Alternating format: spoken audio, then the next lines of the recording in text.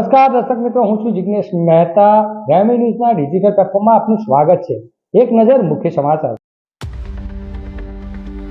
સુરત જિલ્લાના બારડોલી તાલુકામાં બપોર બાદ વાતાવરણમાં અચાનક પલટો. બપોરથી વાદળછાયું વાતાવરણ અને પવન સાથે ધીમી ધારે વરસાદ શરૂ થયો.